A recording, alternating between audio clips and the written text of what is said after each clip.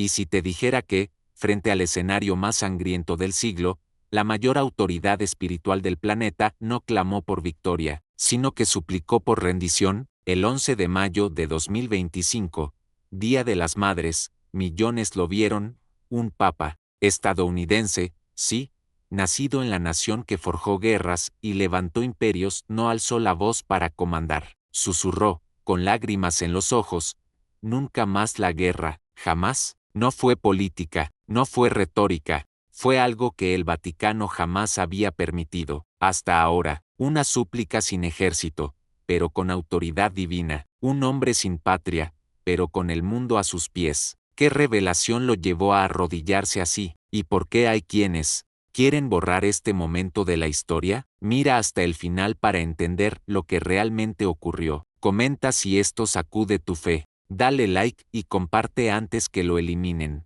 ¿Qué llevó a este papa, el primero de los Estados Unidos, a comenzar su misión con una súplica en lugar de un decreto? ¿Por qué eligió las lágrimas en lugar de la política? ¿Por qué descendió al corazón del sufrimiento en vez de subir al trono del poder? Algo estaba ocurriendo allí, algo que no cabía en los titulares. El Vaticano, ese domingo, estaba lleno de una expectativa silenciosa. No hubo aplausos, solo un silencio que gritaba, y cuando apareció, con los hombros caídos, las vestiduras blancas reflejando el sol romano, el mundo no vio a un comandante, sino a un siervo, y su mirada, sus ojos, oscuros, profundos, consumidos por la reverencia y el dolor.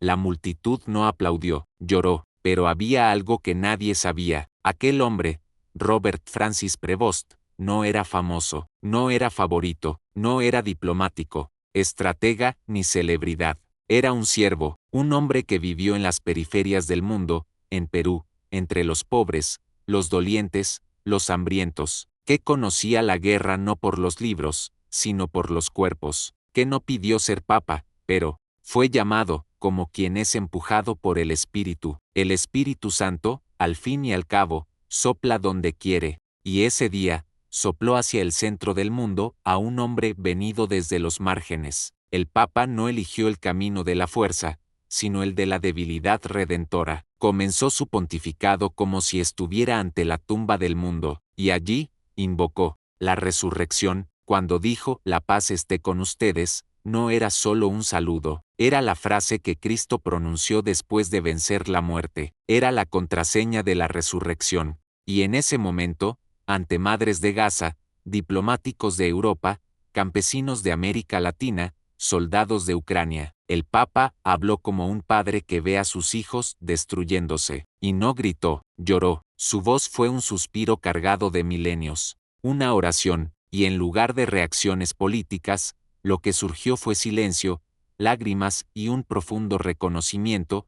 Habíamos olvidado lo que significa ser humanos. En el próximo capítulo, revelaré el secreto detrás del nombre Leo, y por qué puede ocultar un mensaje espiritual que atraviesa los siglos. ¿Qué significa que un papa elija llamarse León? No es un gesto estético, no es una coincidencia. En la Iglesia Católica, los nombres son profecía, son declaración, son legado vivo, y cuando el recién elegido pontífice, Robert Francis Prevost, se presentó al mundo como León XIV, los cielos parecieron contener la respiración. 14 veces en la historia, un papa ha llevado ese nombre, pero el primero de ellos, León el Grande, no fue cualquier figura, fue el hombre que, en el siglo V, enfrentó a Atila el Huno no con lanzas ni escudos, sino con palabras. Aquel papa no peleó con ejércitos, sino con presencia, salvó a Roma con la autoridad invisible de quien camina en la fe, y ahora, en pleno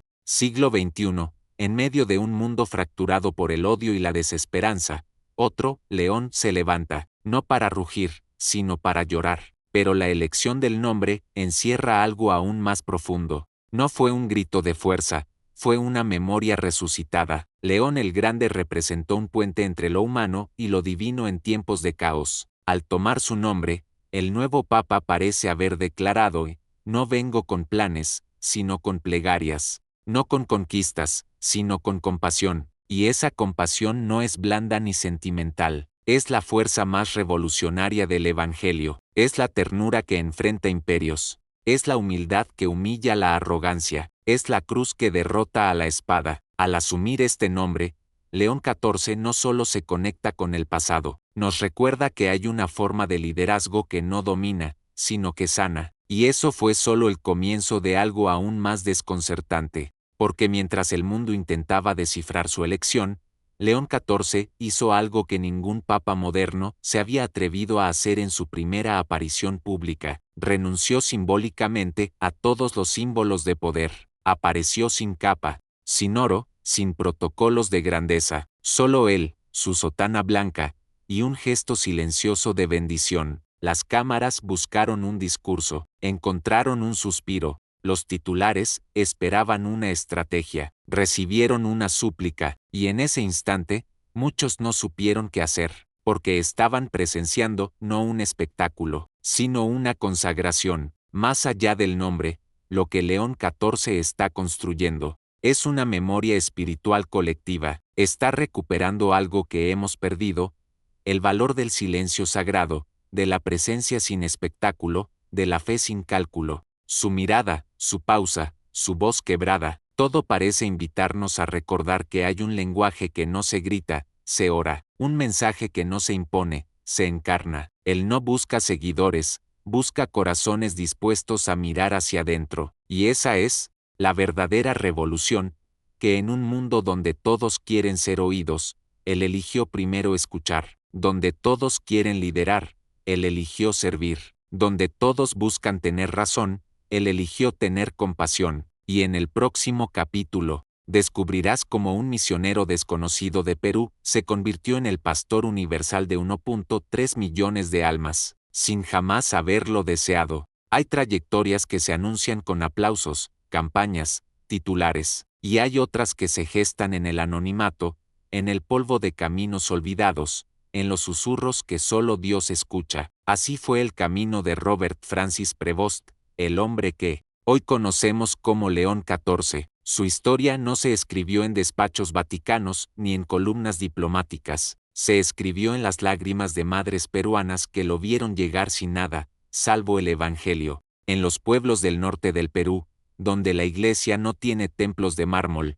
sino capillas de adobe y fe viva. Allí vivió, sirvió, lloró y cayó. Muchos ni siquiera sabían que era obispo, lo conocían como el Padre Roberto, él, que llegaba a pie, que dormía en casas humildes, que nunca rechazaba una taza de café con pan duro. Durante décadas, caminó con los pobres sin esperar reconocimiento. Fue formador de novicios agustinos, pastor de comunidades campesinas, testigo silencioso de la violencia que desangró América Latina. Conocía el miedo que no aparece en informes, el miedo del niño que duerme con hambre, de la madre que entierra sin justicia, y allí, en medio de ese clamor que rara vez llega a Roma, se forjó su vocación más profunda, la de no ser protagonista, sino testigo. No buscó escalar, sino descender, no para escapar del mundo, sino para abrazarlo desde sus heridas. Como San Francisco, amó lo pequeño, como San Óscar Romero, lloró con su pueblo, como Jesús, eligió la cruz del día a día, y ese fue su mayor secreto.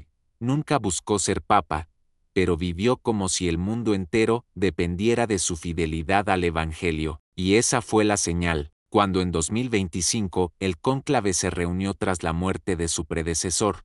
Muchos cardenales llegaron con nombres claros, estrategias, mapas eclesiales, pero entre ellos, la figura serena de Prevost empezó a resonar como una paradoja santa. ¿Por qué alguien tan desconocido tocaba tantos corazones? ¿Por qué su nombre surgía en oraciones privadas, más que en pronósticos públicos? La respuesta no vino de encuestas, sino del Espíritu. Fue en la tercera votación, según testigos, que la Capilla Sixtina se tornó en un lugar de lágrimas, no por emoción política, sino por reverencia, porque algunos comenzaron a sentir, con miedo y asombro, que Dios no buscaba un gestor, sino un mártir de lo cotidiano. Y así, cuando aceptó con voz temblorosa el peso de la silla de Pedro, no lo hizo con ambición, lo hizo con obediencia. Acepto, dijo porque el mundo necesita un corazón abierto más que una mente brillante. El día de su elección, no hubo banquetes fastuosos, hubo oración, hubo silencio,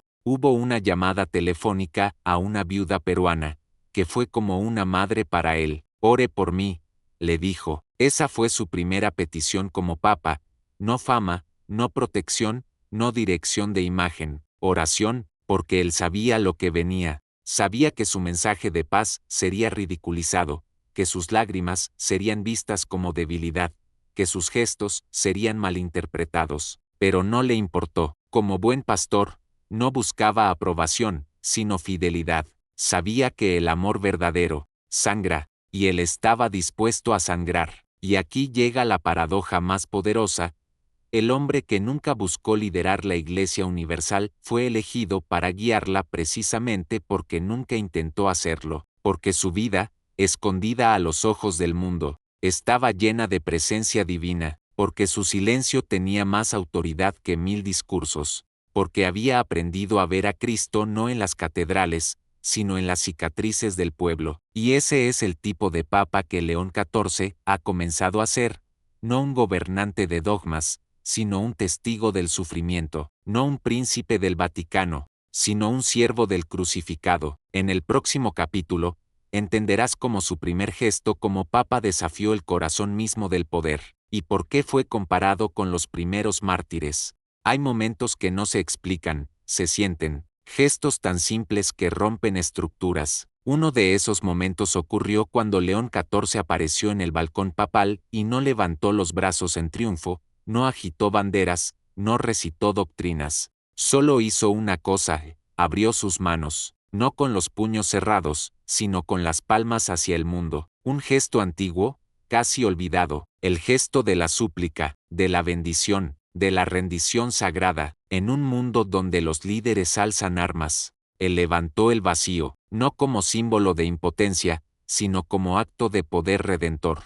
Y ese gesto, ese instante de manos abiertas frente al dolor del mundo, redefinió lo que significa ser fuerte. Muchos no lo entendieron. ¿Por qué no habló de geopolítica? ¿Por qué no ofreció soluciones concretas? Porque lo que León XIV ofreció no fue una estrategia, sino una consagración, una declaración implícita: no más guerra, jamás, no como eslogan, como sacramento, como una nueva forma de mirar el poder no desde arriba, sino desde abajo, desde la cruz, porque el verdadero poder no impone, se ofrece, no controla, acompaña, no hiere, sana, y eso fue lo que su pontificado comenzó a mostrar, que el poder evangélico no se construye en catedrales de mármol, sino en el barro de las trincheras humanas, que la Iglesia no puede seguir hablando de paz si no la encarna primero en sus gestos, y ese primer gesto, manos abiertas, voz temblorosa, lágrimas reales, fue más que un símbolo, fue un sacramento profético, como si, en ese instante, León XIV se convirtiera no solo en papa, sino en espejo, un espejo para la humanidad, porque la guerra no empieza en los gobiernos, empieza en los corazones, en el odio cotidiano, en la indiferencia compartida, en el desprecio al otro, y si la guerra habita en nosotros, también la paz debe empezar dentro, en nuestras palabras, en nuestras relaciones, en nuestros silencios. Por eso su clamor no fue una orden, fue una súplica, como Jesús llorando por Jerusalén, como María, al pie de la cruz, como cada madre que pierde a un hijo sin saber por qué. León XIV eligió no actuar como un político, sino como un padre, y eso es lo que desconcertó al mundo, porque un padre no busca ganar debates, busca salvar a sus hijos. Un padre no necesita tener razón, necesita restaurar el vínculo. Por eso su primer gran acto no fue diplomático, fue pastoral, llorar con los que lloran, sin banderas, sin favoritismos, llorar por Gaza y Ucrania al mismo tiempo, llorar por el niño sin pan y por el soldado que no quiere matar, llorar por los que ya no creen que la paz sea posible, y en ese llanto, en esa humanidad tan cruda, el Papa nos recordó algo que habíamos olvidado, que la santidad no es lejana, es frágil, y que el Evangelio todavía tiene poder, si tenemos el coraje de vivirlo. Y ahora la pregunta final no es sobre él, es sobre ti. ¿Qué vas a hacer tú con lo que viste? Porque si esta historia solo te conmovió, pero no te transformó, entonces no sirvió. Pero si algo dentro de ti se quebró, si sentiste que Dios te hablaba en ese susurro, entonces no lo dejes morir. Llévalo contigo, a tus palabras, a tus decisiones, a tu manera de tratar a los demás, porque la paz no comienza en las cumbres, comienza en las cocinas, en los hospitales, en las iglesias vacías, en los rincones del alma, y si alguna vez te preguntaste qué puedes hacer tú, la respuesta ya llegó: no empieces una guerra más, ni siquiera con tu lengua, ni siquiera en tu casa, y si este mensaje tocó tu alma, compártelo, no por viralidad, sino por fidelidad, porque si este momento fue realmente sagrado, no debe quedarse en Roma, debe empezar contigo.